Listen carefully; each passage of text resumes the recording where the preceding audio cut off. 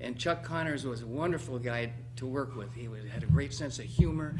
But he always told me, he would give me advice all the time. Yeah. Fans of the Rifleman saw Chuck Connors as the devoted father figure to Johnny Crawford's character, Mark.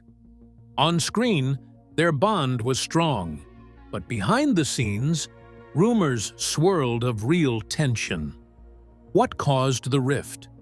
Why did Connors reportedly harbor resentment toward his young co-star?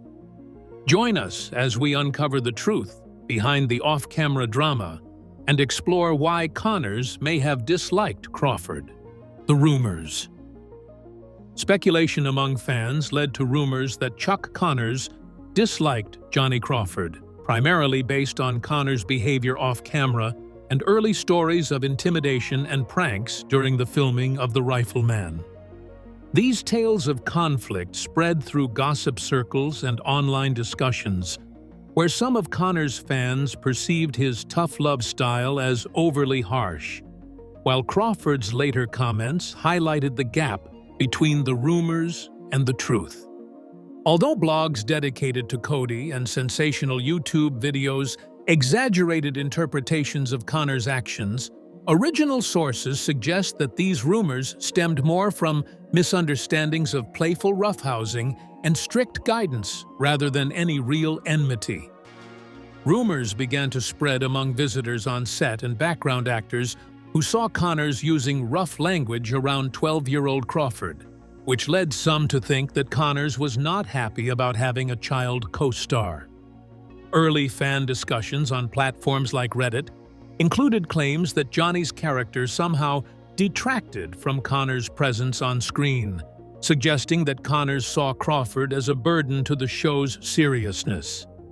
In these discussions, people speculated that Connors' friendly behavior with Crawford was just a cover for a deeper dislike, pointing to pranks like losing baseballs that Crawford hit during breaks on location as proof of Connors' playful hostility.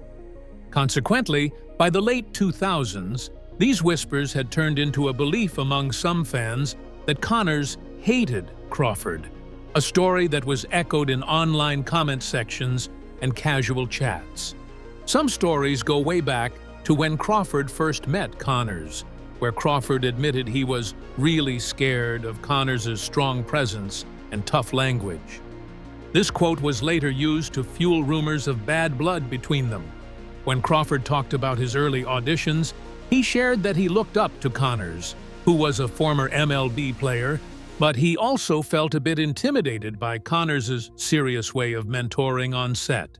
This contrast led to speculation that what started as admiration turned into resentment. Even though Crawford made it clear that he respected Connors, clips from a 1959 Pittsburgh Sun-Telegraph interview were taken out of context in fan blogs to emphasize Crawford's fear, leaving out his later compliments about Connors' mentorship.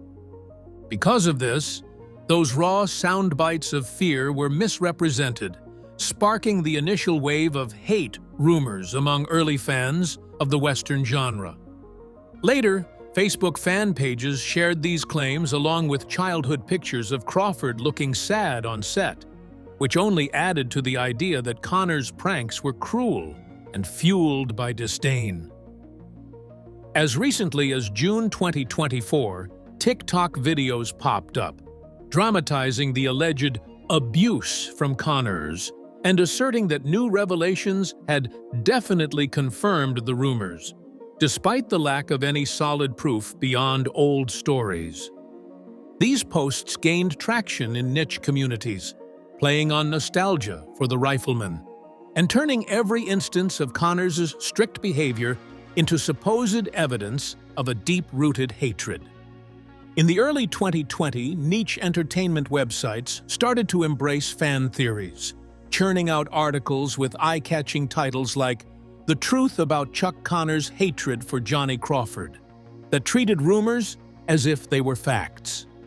These articles frequently referenced vague sources from the Rifleman production team, but they offered no solid proof beyond mere hearsay.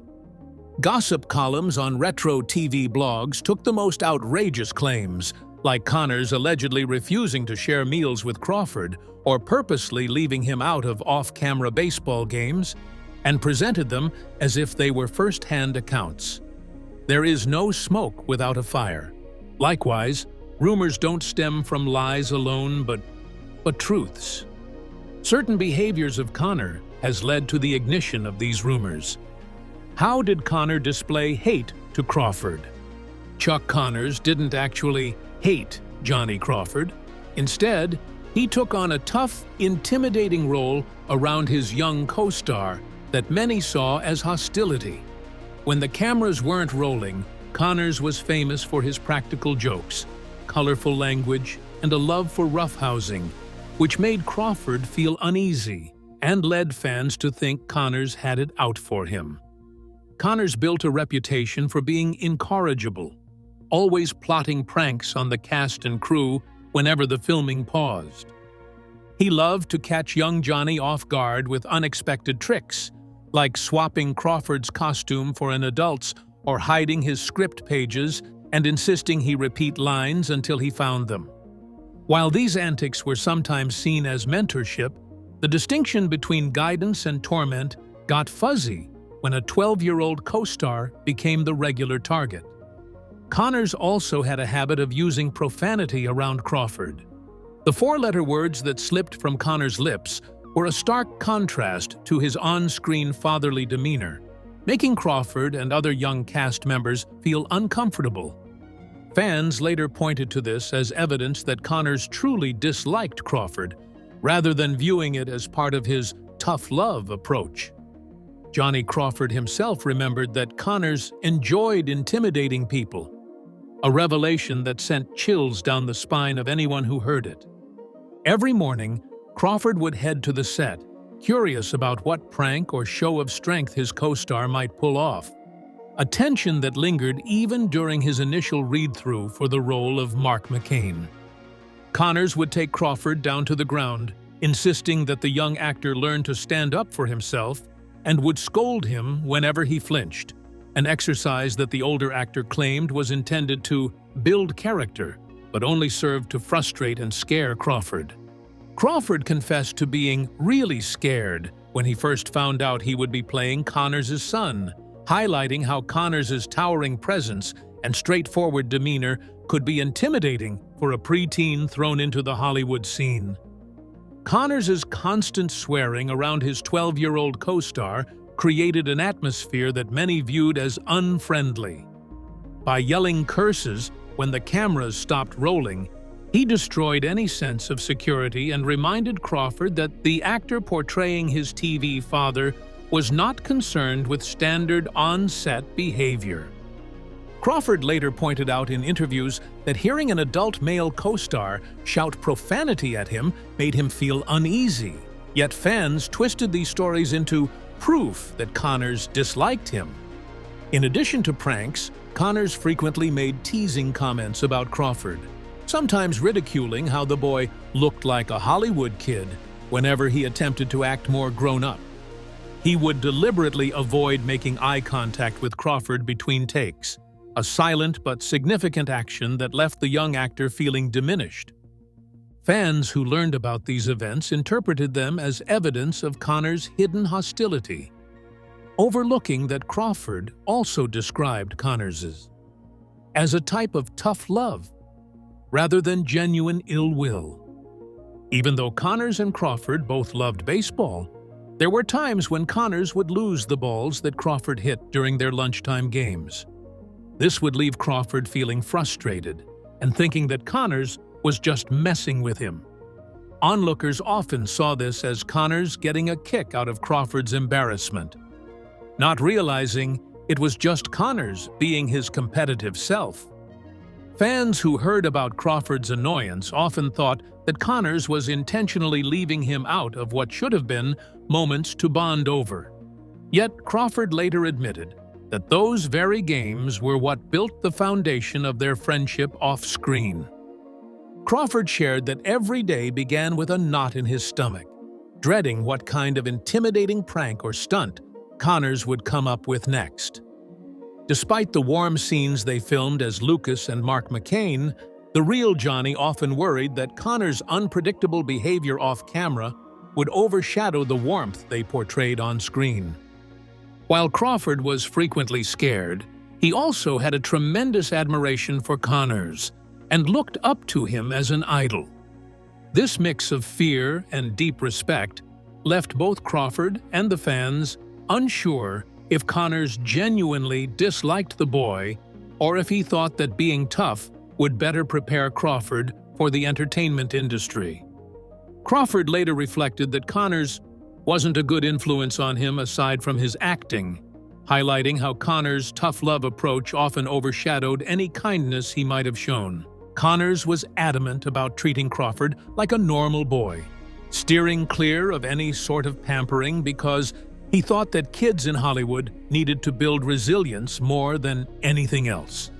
By engaging in roughhousing and using strong language, Connors believed he was getting Crawford ready for the challenges of show business, though to a preteen, those lessons often came off as a bit too harsh.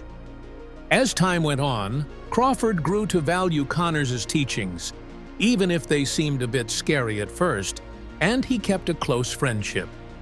Even though stories of hatred lingered, Crawford often referred to Connors as his hero in later interviews, recognizing that what he once perceived as hostility was really just tough love meant to guide him. Despite the tough mentoring and anxiety Connor caused for Crawford, he still admires him. What really is there to admire about Chuck Connors? Chuck Connors' life. Kevin Joseph Connors was born on April 10, 1921 in Brooklyn, New York, to Irish immigrant parents Marcella and Alban Francis Connors. Growing up in a strict Catholic household, he served as an altar boy at the Basilica of Our Lady of Perpetual Help, where he cultivated both discipline and athletic talent. Connors received an athletic scholarship to Adelphi Academy, graduating in 1939, and then went on to Seton Hall University, where he played basketball and baseball at the collegiate level. His achievements in sports caught the eye of professional scouts, paving the way for his future dual-sport career. In October 1942, Connors enlisted in the U.S. Army at Fort Knox, Kentucky, putting his budding baseball career on hold. During World War II, he served honorably and was discharged in 1946 with the rank of corporal, returning home with enhanced discipline and leadership skills that he would later utilize both on the court and in acting. Shortly after his Army service, Connors joined the Rochester Royals in the National Basketball League for the 1945-46 season, playing a key role in their championship victory. In the first season of the Basketball Association of America, which eventually became the NBA, he played for the Boston Celtics, making headlines as the first professional basketball player to shatter a backboard during warm-ups. Over 2 seasons with Boston, Connors participated in 53 games as a forward, using his 6'5" in height and athleticism before choosing to focus more seriously on baseball. Connors kicked off his professional baseball career in the minor leagues right before he went off to serve in the military.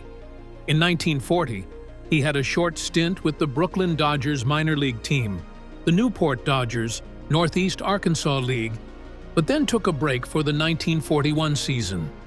After that, he joined the New York Yankees farm team, the Norfolk Tars, Piedmont League.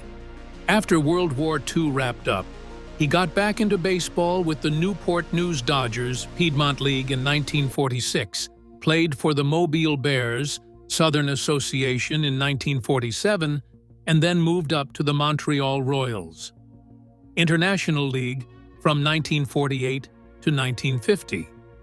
His impressive performance in the minors caught the attention of the Brooklyn Dodgers, and he made his major league debut on May 1, 1949, where he played a limited role as a first baseman and pinch hitter. After a short time in New York, Connors was traded to the Chicago Cubs, where he played his last MLB games during the 1951 season before heading back to the minors with the Los Angeles Angels, Pacific Coast League in 1951 and 1952.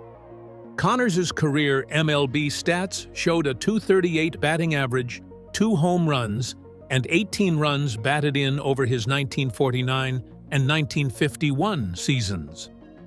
As he realized that his chances in professional sports were dwindling, Connors decided to use his athletic physique and charm on the field to make a move into Hollywood.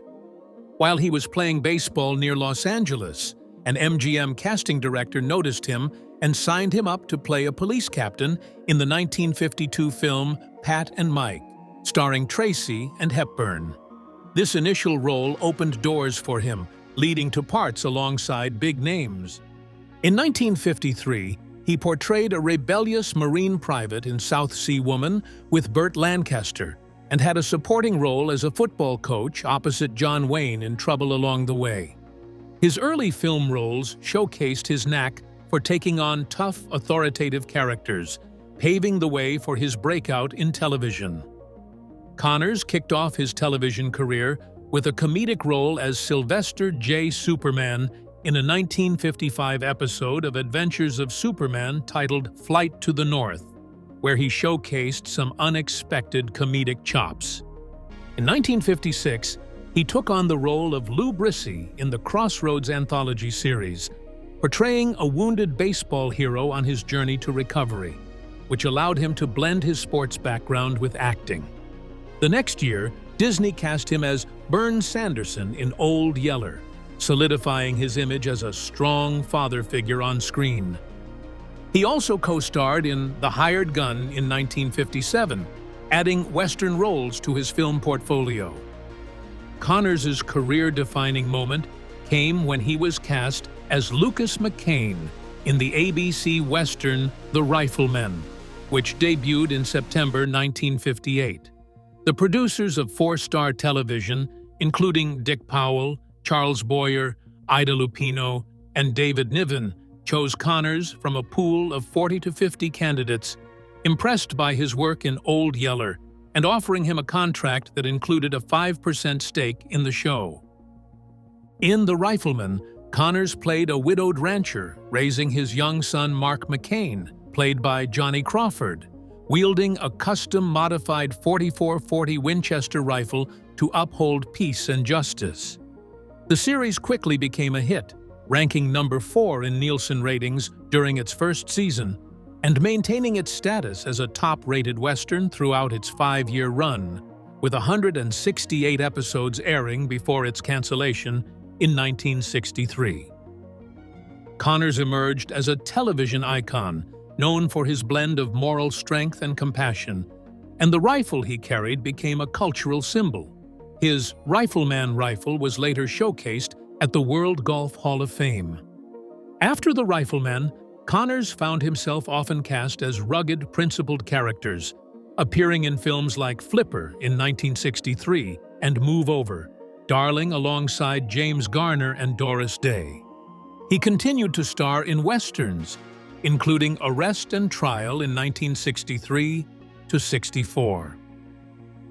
During the 1970s, Connors expanded his acting repertoire by making guest appearances on popular shows like Gunsmoke, Wagon Train, Murder, She Wrote, and Night Gallery. He received an Emmy nomination for his 1977 role as a slave owner in the miniseries Roots, which was a significant shift from his typical hero portrayals. In 1973 and 74, he hosted Thrill Seekers, highlighting his recognition as a familiar face on screen. In 1980, Connors took on the role of host for Chuck Connors' Great Western Theater, where he showcased episodes of Branded and the Guns of Will Sonnet. He later starred alongside Sam Elliott and Sybil Shepherd in The Yellow Rose, 1983, playing the head of a Texas ranching family. In 1985, he became a recurring character, King Powers, in Spencer, For Hire, proving his lasting appeal in character-driven roles. The next year, he appeared in the Fox horror series Werewolf in 1987 as Janos Skorzeny, demonstrating his ability to adapt to different genres on television. His last significant guest appearance was in 1988 on Paradise and in the Western TV movie Once Upon a Texas Train as Nash Crawford. In 1991, Connors was honored with induction into the Western Performers Hall of Fame at the National Cowboy and Western Heritage Museum, solidifying his legacy in the Western genre. On July 18, 1984, Connors received a star on the Hollywood Walk of Fame at 6838 Hollywood Boulevard, an event attended by over 200 friends and family members, including his former co-star Johnny Crawford. In 1991, he was inducted into the Western Performers Hall of Fame, recognizing his influential roles in Western television and film. Connors married 3 times and had 4 sons with his first wife, Elizabeth Jane Riddell. He married actress Kamala Devi in 1963, divorced in 1973, and later Faith Quabius in 1977, divorced in 1979. Politically active, he supported Republican candidates, including Richard Nixon, Barry Goldwater, and Ronald Reagan, and marched in support of the Vietnam War in 1967. In June 1973, he met Soviet leader Leonid Brezhnev alongside President Nixon, reflecting his prominence beyond entertainment. Connors also hosted an annual charitable golf tournament in Palm Springs, raising over $400,000 for the Angel View Crippled Children's Foundation. On November 10, 1992, Connors died of lung cancer at Cedars-Sinai Medical Center in Los Angeles and was buried at San Fernando Mission Cemetery. He left behind a legacy as both a pioneering dual-sport athlete and a television Western icon whose portrayal of Lucas McCain influenced generations of viewers and inspired future cowboy heroes on screen. What then about Johnny Crawford? What does his career and life look like? Johnny Crawford's life and career. John Ernest Crawford was born on March 26, 1946, in Los Angeles, California, to Betty and Robert Lawrence Crawford, both of whom came from a lineage of talented musicians. His maternal grandfather, Alfred Eugene Megerlin, was the concertmaster for the Los Angeles Philharmonic and the Fox Studios Orchestra, while his grandmother, Frances Megerlin, taught violin in both New York and Los Angeles until her passing in 1941. On his father's side, Crawford's grandfather, Bobby Crawford, was a co-founder of the Crawford Music Corporation, which was known for producing Broadway scores in the early 20th century. Growing up in this artistic environment, young Johnny would spend his afternoons in his mother's piano studio and his evenings at LA's Silent Movie Theater, where he soaked up the history of 1920s and 1930s films. By the time he was 5, he and his older brother, Robert L. Crawford Jr., had managed to rig up a simple projector to show silent films to family and friends, hinting at Johnny's lifelong passion for early cinema. This combination of classical music and a love for film would later shape his career as an entertainer and a silent film preservationist. In 1955, 9-year-old Johnny Crawford, who had already started landing small roles on Hollywood soundstages, successfully auditioned for Walt Disney's first season of the Mickey Mouse Club, becoming one of the 24 original Mouseketeers. This daily variety show introduced millions of baby boomer viewers to Crawford's talents in singing, dancing, and his charming personality. Even though he was one of the 12 Mouseketeers let go after the first season due to budget cuts, this debut with Disney launched him into the national spotlight. After leaving Disney, he managed to rack up nearly 60 television credits by the time he turned E, making guest appearances on shows like Lux Video Theater, Tales of Wells Fargo, The Loretta Young Show, and The Lone Ranger. These early performances, which spanned from frontier dramas to crime anthologies, showcased Crawford's versatility and maturity, setting the stage for his rise as a youth icon in westerns. At the age of 12, Crawford snagged the role of Mark McCain on ABC's The Rifleman, teaming up with Chuck Connor's Lucas McCain in a father-son narrative set in the New Mexico Territory around 1880. Produced by Four Star Television, led by Dick Powell, Charles Boyer, Ida Lupino, and David Niven, the series debuted in September 1958 and quickly became a Nielsen Top 20 favorite, reaching number 4 in its inaugural season. Spanning 5 seasons and 168 episodes, The Rifleman skillfully blended frontier action with moral challenges, and Crawford's depiction of a brave, kind-hearted boy struck a chord with viewers. In 1958, Crawford's performance in the series' first season got him a Primetime Emmy nomination for Outstanding Performance by a Juvenile Actor in a Series, making him one of the youngest nominees in Emmy history. His interactions with Connors, who portrayed a widowed rancher raising Mark, were praised for their genuine warmth, which helped to cement their on-screen chemistry. The Rifleman highlights themes like family values, frontier justice, and self-reliance, showcasing the idealized West of 1950s America. As it was widely syndicated in the following decades, Crawford was introduced to new audiences. Nielsen data indicates that the show continued to be a staple on classic TV networks well into the 21st century. Crawford's genuine portrayal of Mark McCain led to a plethora of merchandise, fan clubs, and appearances at Western conventions, solidifying his reputation as a classic child actor from television's golden age. While still playing Mark McCain, Crawford kicked off a music career with Delphi Records, using his fame from The Rifleman to connect with the growing teen audience. In 1962, he released his first album, Johnny Crawford Sings, which produced 4 hits on the Billboard Hot 100 between 1962 and 1963, Cindy's Birthday, number 6, Rumors at number 12, Your Nose Is Gonna Grow at number 14, and Proud at number 29.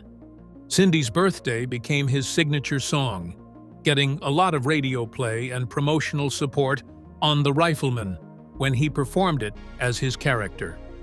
These singles launched Crawford into the realm of teen idols. He graced magazine covers, headlined dance events, and kept an active fan club that connected with the youth of the 1950s and 1960s. Critics praised his smooth, earnest tenor and wholesome persona, which set him apart in a time when rock and roll rebels were the norm. Although his music career started to fade by mid-1963 as he approached enlistment age, those chart achievements highlighted his ability to go beyond acting and left a lasting mark on pop culture. In 1965, just 2 years after The Rifleman wrapped up, Crawford got drafted into the U.S. Army and was placed in a production unit at Fort Monmouth, New Jersey. There, he put his on-set experience to good use, taking on roles like production coordinator, assistant director, script supervisor, and even stepping in as an actor for Army training films. This gave him a solid understanding of the behind-the-scenes logistics. His job involved scheduling shoots, coordinating technical teams, helping with screenwriting for training materials, and making sure everything met military standards. Crawford earned a promotion to sergeant before he was honorably discharged in December 1967. This time in the Army expanded his skill set beyond just acting. When he returned to civilian life, he was ready to take on roles in production management and direction. Plus, the discipline he developed during his service stayed with him, influencing everything from rodeo competitions to leading a big band orchestra. After he was discharged, Crawford made a smooth shift into adult roles in both film and television, gradually moving away from his image as a child star.